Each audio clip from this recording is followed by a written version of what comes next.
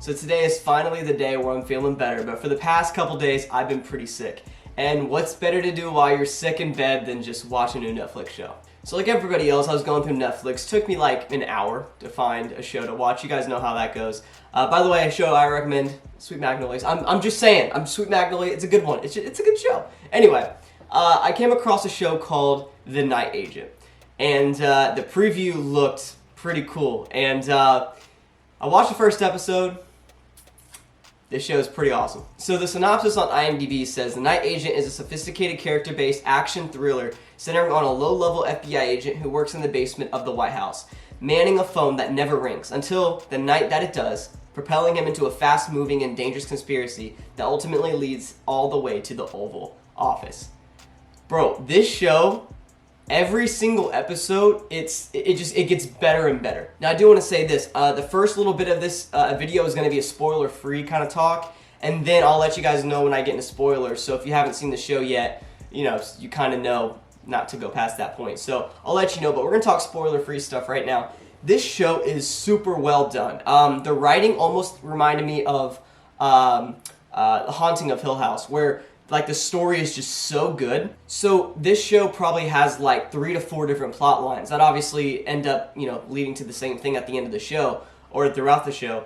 But there's about 4 different plot lines, and when a show usually has that much going on, it's super hard to follow. The pacing might be messy, the writing might be messy. They might center in on characters more than others, and because of that, you're just not interested in those characters you're supposed to care about. Stuff like that can happen.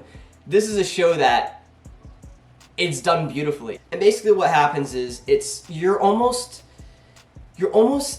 doing detective work with the FBI detective. Like that's what's so cool is you're uncovering the story alongside these characters, and you as the viewer also have to put these pieces together, which I think is really cool because it's not just you sit back and just watch the show. This show does make you think and does cause you to try to put these pieces together alongside these detectives. But the pacing is pretty unreal. I mean, it's consistently incredible. I love how the different plot lines come together. It doesn't feel rushed. The show doesn't feel like it needs 15 episodes, because there's 10 episodes, and it doesn't feel like it needs 8 or 7, you know what I mean? They didn't extend it more than they needed to, and they didn't speed it up quicker than what they needed to. I mean, this is a perfectly executed show that just gets better and better as you go along. And then the characters, man, the character development is insanely good. The 2 main characters in the show played as Peter Sutherland, played by Gabriel Basso, and Rose Larkin, played by Lucienne Buchanan, I think is how you say her last name. Dude, you fall in love with these 2 characters right away. Right from the start, and you're on this journey with them, and then they're on the run at one point, and like I don't know, you care so much for them, which is good to see because sometimes you just don't care about characters, especially when there's this many characters in a show that they're really trying to focus on. What's really interesting about the show too is like there's not many side characters. There's a lot of main characters, but there's not many side characters, which is super interesting. So you're really focused in on all these main characters, but still you still care for each and every one of them, especially even like the bad guys. There's these 2 characters. I don't know their name. I think one is Ellen, and the other one is Dale, maybe. I don't know. I know Ellen was played by Eve Harlow, and then Dale was played by Phoenix Wright. Dude, they killed it. They did such a good job. They're villain characters, but you still care for them a lot, which is just a big props to the entire writing room and everybody at Netflix with this show, because you could tell that they really focused in on these characters, because the characters in a way is what drives the story forward. You're like I said, you're almost a part of the FBI in a way, helping these characters unravel all these different mysteries involving the White House and the railway bombing that happened and stuff like that. So it's really cool. But the 2 main characters, like I said, Peter and Rose, man, awesome. Just an awesome duo. Their character development, dude, they go from just being kind of these everyday people, even though Peter worked in the White House as like the low-level FBI guy just answering a phone. He still wasn't really like too cool, and then dude, those 2 characters just become so badass toward the end of the show, especially the last episode, dude. It gets insanely good. I'm trying to think of what else to talk about, just because I don't want to spoil anything. But overall, I just really enjoyed the premise of the show. You know, government corruption is something that is so interesting, and this show really dives into that. And I'm gonna talk about it a little bit more in depth in the later half of this video that we're about to get to, which is gonna be the spoiler part. But you know, if you're into the government corruption, FBI detective stuff, this is the show for you. And really, like, I'm trying to think about like any cons or any negatives of this show, but like generally it was really solid. And I mean, there's some stuff here and there, like toward the end of the show, in the last episode specifically, people are like talking to each other, and they're talking to each other by these corrupt officials that they know are corrupt, but they're like right beside them, and then they talk instead of whispering, and it's like they would be able to hear what you're saying. Like, that's something that got me in that last episode. Just whisper it to each other.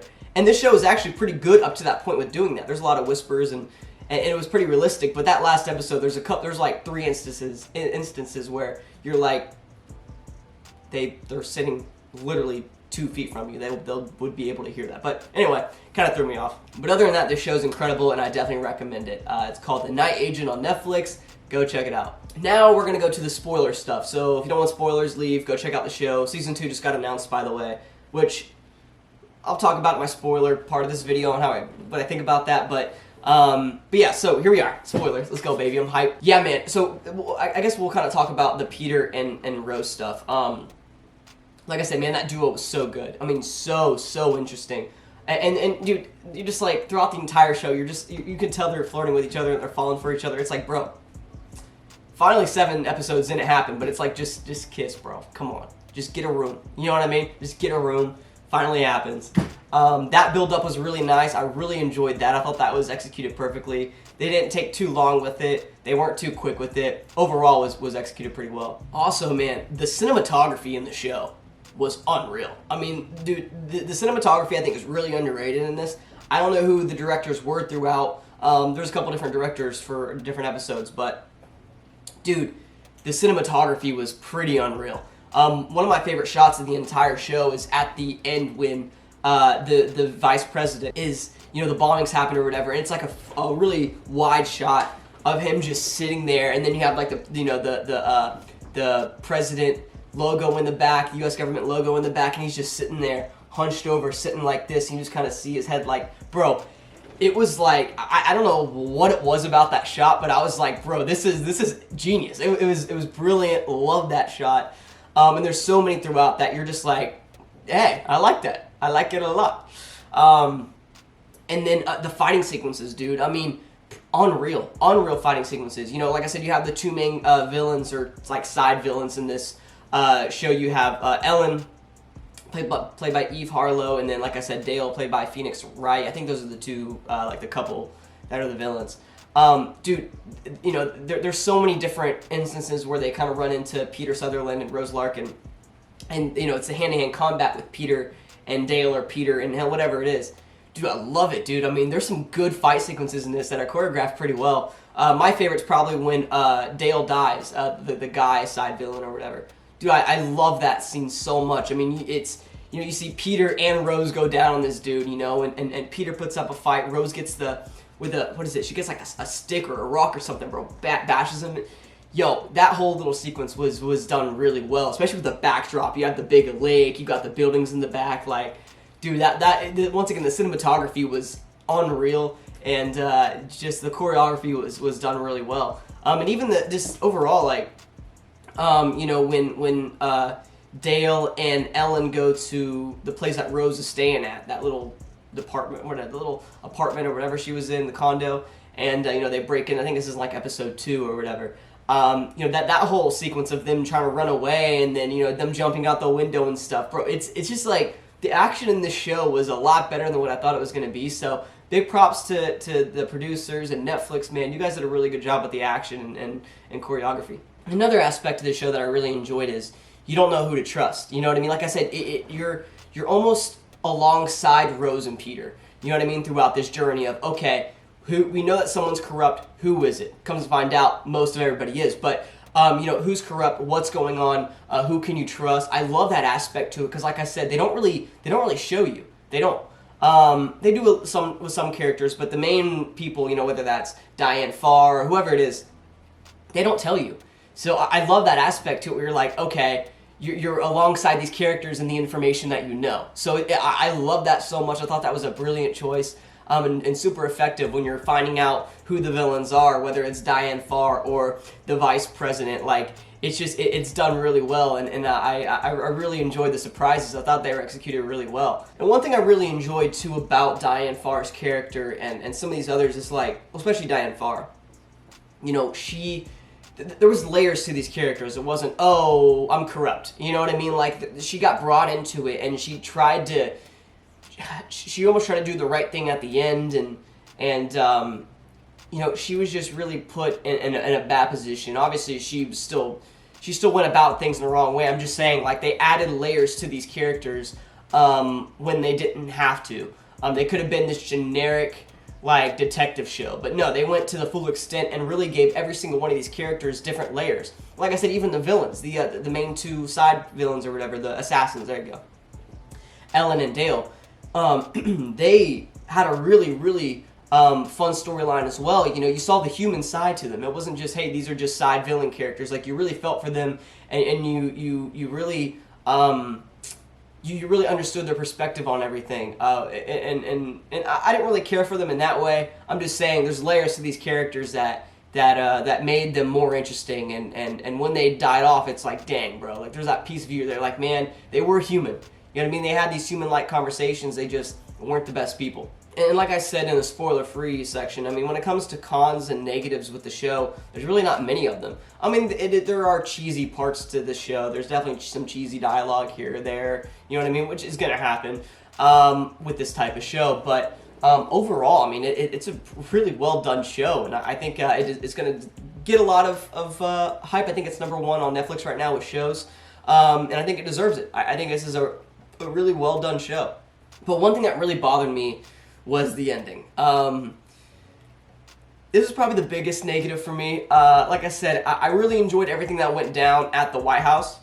Not the White House, the Camp David. I really enjoyed that whole sequence there. I thought that was beautiful. I mean, dude, it was so good. I really enjoyed myself with that. So I like the Camp David stuff, but I mean the ending where apparently now Peter Sutherland is a night agent, which he was never a night agent. He was just a phone call or the call guy for the night agents, but he's now a night agent. He gets sent on a mission. That's cool, and it opens the door for a season 2, and they already announced a season 2, so we're gonna see him on his mission as a night agent.